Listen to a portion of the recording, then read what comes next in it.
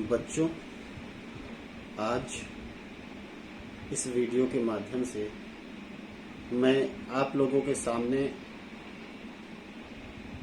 कुंवर नारायण की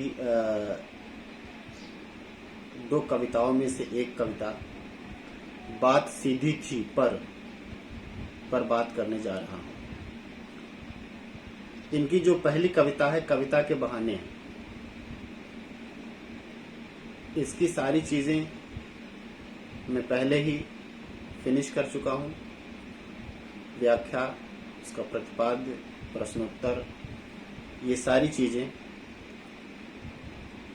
भिन्न भिन्न वीडियो के माध्यम से मैं आप लोगों को इसके बारे में बता चुका हूं। तो आज से मैं शुरुआत करने जा रहा हूं इनकी कुंवर नारायण जी की दूसरी कविता बात सीधी थी पर। ये कविता का शीर्षक है और इस शीर्षक के माध्यम से उन्होंने बहुत गहरी और अपने ही वर्ग अर्थात साहित्यकारों के विषय में बात की है। उनकी कृत्रिमता और आडंबर पर बात की है, क्योंकि साहित्यकारों का एक वर्ग एक ऐसा है जो कि दिखावटी आडंबर और केवल जीविकोपार्जन को, लोगों को लुभाने को दृष्टि में रखकर साहित्य का सृजन करता है, जबकि ये साहित्य का उद्देश्य नहीं है और न ये अभिव्यक्ति का उद्देश्य होता है। वह अपने महत्व को स्थापित करने के लिए मार्केट में अपनी वैल्यू को कृत्रिम तरीके से प्रसारित करने के लिए ऐसे हथकंडों का इस्तेमाल करते हैं। उन्हीं हथकंडों की बात कवि करता है इस कविता के माध्यम से, जिसका नाम है बात सीधी थी पर। तो जैसा मैं अमूमन हमेशा किया करता हूं कि जब कोई भी पाठ शुरुआत होती है तो उसके शीर्षक पर बात होती है। उसका शीर्षक का मतलब क्या है? शीर्षक का नाम है कविता का बात सीधी थी पर। सिंपल सी ये आम बोलचाल की भाषा है और उसी से उठाकर इन्होंने शीर्षक के रूप में यहाँ प्रयोग किया है कि बात सीधी थी पर मतलब परंतु। मतलब यहाँ दो भाव हैं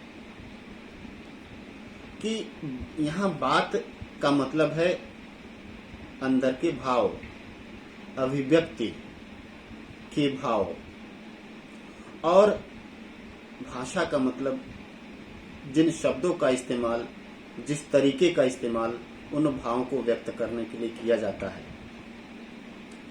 तो साहित्यकार तो भावों का खजाना होता है और भाषा उसके लिए एक साधन होती है, एक हथियार होती है, एक उपकरण होता है। अपने इस उपकरण का इस्तेमाल, अपने इस हथियार का इस्तेमाल, इस साधन का इस्तेमाल कवि या साहित्यकार अपने अंतर तल के भावों को व्यक्त करने में करता है। तो भाव और भाषा दोनों का बड़ा गहरा संबंध है। इस शीर्षक के माध्यम से कवि कहता है बात तो बहुत सीधी थी, मतलब अनुभूतियां और भाव बड़े सच्चे और अच्छे थे, पर उसके बाद क्या होता है? क्योंकि बात सीधी थी, ये अंदर की प्रक्रिया है। मतलब भाव क्या होता है? वो अंदर की बात होती है। भाव अंदर होते हैं, आपके हृदय में होते हैं, और भाषा बाहर की चीज है। तो अंदर की चीज और बाहर की चीज पर के बाद वो एक अनिश्चय की तरफ वो ले जाता है कि उसके बाद क्या होता है। बात तो बहुत सीधी है पर मतलब अब उसके बाद गेस कीजिए क्या होगा। अब पर का यहां मतलब है, बहुत गहरा अर्थ जाता है कि भाव तो बड़े अच्छे हैं, बड़े सच्चे हैं, लेकिन इन भावों को व्यक्त करने के लिए कुछ कवि या कुछ साहित्यकार ऐसे साधन का इस्तेमाल करते हैं, भाषा के उस रूप का इस्तेमाल करते हैं, परंतु भाव तो बहुत अच्छे थे, बहुत सच्चे थे कवि के, साहित्यकार के, लेकिन परंतु पर कवि ने, साहित्यकार ने ऐसी भाषा का इस्तेमाल किया, ऐसे उपकरण का इस्तेमाल किया जो उस भाव के अनुरूप नहीं थे, या पर के बाद का ये अर्थ है। तो इस तरह से कवि जो बात करता है वो सीधे साहित्यकारों की बात करता है। इसका आम लोगों से कोई मतलब नहीं है।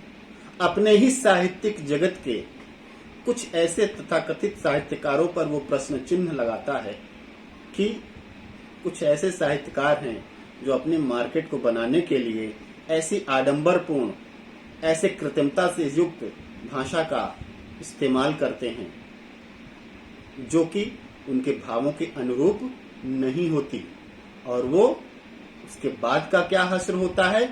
ये साहित्य की जब आलोचना होती है, तत्काल मार्केटिंग तो अपना काम कर जाते हैं, लेकिन जब उस साहित्य के विभिन्न मानकों पर उसकी आलोचना होती है तो वह कूड़ा, कहते हैं वो गार्बेज लिटरेचर होता है। और ऐसे तथाकथित साहित्यकार और ऐसे तथाकथित साहित्य हिंदी साहित्य में भी अपरिमित भंडार है, ऐसे गार्बेज साहित्य का और ऐसे साहित्यकारों का, जिन्होंने अपने समय में बड़ा नाम कमाया, बड़ा अच्छा जो है कीर्ति यश पताका उनकी फहरी, लेकिन बाद में जब उनके साहित्य का मूल्यांकन हुआ तो पता चला वो साहित्य के मानकों पर बिल्कुल भी खरा नहीं उतरता, क्योंकि उनकी जो भाव थे और जो उनकी भाषा थी, दोनों में कोई मेल ही नहीं था। अब जैसे अगर आपको कपड़े की सिलाई करनी है तो तलवार का इस्तेमाल करेंगे। तो जिन भावों को आपको व्यक्त करना है, अगर आपको कहते हैं ना गोली चलानी है तो आप तोप का इस्तेमाल करेंगे, उसके लिए तो राइफल या बंदूक का ही इस्तेमाल पर्याप्त है। अगर आपको कपड़े सिलने हैं तो आप तलवार का इस्तेमाल करेंगे। तो ऐसे तथाकथित साहित्यकार क्या करते हैं, अपना फर्जी भौकाल मेंटेन करने के लिए प्रतीक के रूप में मैं कह रहा हूं कि उनके भाव तो वैसे ही होते हैं जैसे आम उसके, लेकिन उसके लिए वो तोप तलवार और पता नहीं क्या क्या इस्तेमाल करते हैं और अपने को बहुत बड़ा कवि सिद्ध करते हैं समाज में, मार्केट में। तो उन्हीं ऐसे साहित्यकारों के, उन्हीं कवियों के बारे में कुंवर नारायण जी बहुत व्यंग्यपूर्ण तरीके से ये बात कहते हैं। उन्हीं के ऊपर ये उन्होंने कविता लिखी है। अब बात आती है प्रतिपाद्य की, उद्देश्य की, मोटिव की। तो ये जो अर्थ है, बात सीधी थी, पर इसी में कहीं ना कहीं प्रतिपाद्य भी छिपा हुआ है, प्रतिपाद्य भी इसी में समाहित है। क्योंकि कविता और कवि, साहित्य और साहित्यकार समाज के अभिन्न अंग होते हैं। कहते हैं कि साहित्य समाज का दर्पण होता है और साहित्यकार इस दर्पण के निर्माता होते हैं। तो अगर निर्माता ही, अगर उसके अंदर ही विकृति आ जाएगी तो दर्पण सही कैसे बनेगा, साहित्य का सृजन कैसे सही हो पाएगा। मुद्दा यही है इस कविता में कि अगर साहित्यकार आडंबर से भरा हुआ है, वो अपनी योग्यता का इस्तेमाल भाषा को चमत्कारपूर्ण बनाने में, लोगों को लुभाने में, वाहवाही लूटने में और अधिक से अधिक केवल पैसे बनाने में करता है, तो क्या ऐसा साहित्यकार वह साहित्य सृजित कर सकता है जो साहित्य वास्तव में समाज का दर्पण होता है। मेरा अपना खुद का जो विचार है वो तो यही है कि ऐसा साहित्यकार ऐसे स्वार्थ के अंधे कुएं में खुद रहता है, तो क्या ऐसे निर्मल साहित्य का निर्माण कर सकता है। वो समाज को और पीढ़ियों को क्या कोई दिशा दे सकता है? बिल्कुल नहीं। ऐसे कवियों की, ऐसे साहित्यकारों की पोल खोलते हैं कुंवर नारायण इस कविता के माध्यम से। वो स्पष्ट रूप से कहते हैं कि भाषा और भाव दोनों का एक उचित संयोजन होता है, दोनों का उचित एक बैलेंस होता है। अब मैं आपको उदाहरण के रूप में दूंगा कि सूर्यकांत त्रिपाठी निराला आधुनिक साहित्य के बहुत बड़े हस्ताक्षर हैं और उन्हें महाप्राण के नाम से जाना जाता है। वो एक पूरे एक युग नहीं बल्कि कई युगों का प्रतिनिधित्व करते हैं। देखिए, जब युद्ध की बात आती है तो कैसे शब्दों का इस्तेमाल करते हैं। मैं उदाहरण दे रहा हूं। उन्होंने एक कविता रची है जिसका नाम है राम की शक्ति पूजा। लंबी कविता है। राम रावण के युद्ध का चित्रण वो कैसे करते हैं, उनके शब्दों पर थोड़ा जाइएगा और फिर ऐसे इन्हीं का मैं एक दूसरा भी रूप दिखाऊंगा जिन्होंने सरोज स्मृति में अपनी बेटी के बारे में लिखा। तो पहले युद्ध का चित्रण, युद्ध के लिए वो कैसी शब्दावली का इस्तेमाल करते हैं। रवि हुआ अस्त, ज्योति के पत्र पर लिखा अमर, रह गया राम रावण का अपराजेय समर। आज का तीक्ष्ण सर विधृत क्षिप्र कर वेग प्रखर, शतशील संवरणशील नील नभ गर्जित स्वर। प्रतिपल परिवर्तित व्यूह भेद कौशल समूह, राक्षस विरुद्ध प्रत्युह क्रुद्ध कपि विषम हूह। विच्छुरित वह्नि राजीव नयन हत लक्ष्मण, लोहित लोचन रावण मदमोचन महीयान। राघव लाघव रावण वारण गतयुग प्रहर, मर्दित लंकापति मूर्छित कपिदल बल विस्तर। अनिमेष राम विश्व दिजिव्य शरभंग भाव, विद्धांग बद्ध को दंड मुष्टिकर रुधिर श्राव। ये शब्दावली है, तत्सम प्रधान संस्कृत शब्दावली, क्लिष्ट शब्दावली, जो शुभ युद्ध के, राम रावण युद्ध के जो सांस्कृतिक एक तरह यह सांस्कृतिक युद्ध भी उसको पूरी तरह व्यक्त करता है क्लिष्ट शब्दों में। संस्कृत निष्ठ तत्सम शब्दावली है।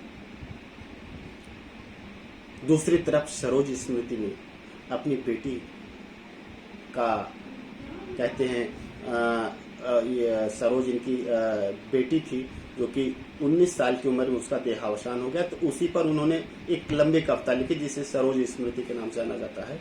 तो उसकी शब्दावली देखिए। गीते मेरी तजरूप नाम वर लिया अमर शाश्वत विराम।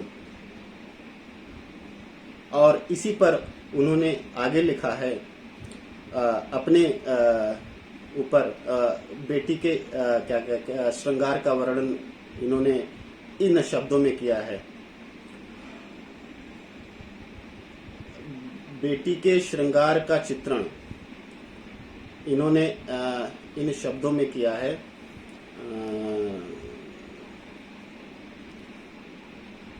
क्या दृष्टि अतल थी सिक्त धार, जो भोगावती उठी अपार। उमड़ता उर्ध को कल सलील, जो तलमल करता नील नील। पर बधा देह के दिव्य बाध, छलकता द्रगों से साथ साथ। देखिए, दोनों शब्दावली में कितना अंतर है और भाव के अनुरूप शब्द हैं, भाषा है। लेकिन वहीं पर आज के जो कवि हैं, भाव कैसे भी हों, उनकी शब्दावली आडंबरपूर्ण, चमक दमक से भरी हुई, जो भाव के अनुरूप नहीं है, ऐसी शब्दावली का इस्तेमाल करते हैं। तो इस कविता का जो प्रतिपाद्य है, जो उद्देश्य है, वह ऐसे साहित्यकारों का, ऐसे कवियों का पर्दाफाश करना, उनको समाज के सामने लाना कि ये सच में क्या हैं और इनका पेशा क्या है, ये कर क्या रहे हैं, इनकी वास्तविकता को दुनिया के सामने एक्सपोज करना, उजागर करना। तो अपने ही साहित्यिक समाज की विकृतियों को साफ करने का, उसके कूड़ा करकट को खत्म करने का एक प्रयास है कुंवर नारायण जी का, जिस प्रयास का नाम है बात सीधी थी पर। ये प्रतिपाद्य अपने आप में आत्महंता प्रवृत्ति का है, क्योंकि ये कवि हैं और कवि की ही आलोचना कर रहे हैं। इसलिए यह कविता आज के समय बहुत प्रासंगिक है कि जो साहित्यकारों का असली चेहरा दिखाती है कि कौन सच्चे होते हैं और कौन अच्छे होते हैं, और कैसे इन्हीं साहित्यकारों के समाज में ऐसे भी लोग हैं जो अच्छे और सच्चे का चेहरा तो बनाकर आते हैं, लेकिन वो साहित्य के किसी भी मानक को पूरा नहीं करते। वो अपना स्वार्थ सिद्ध करते हैं और स्वार्थ सिद्ध करके समय के गर्त में समा जाते हैं।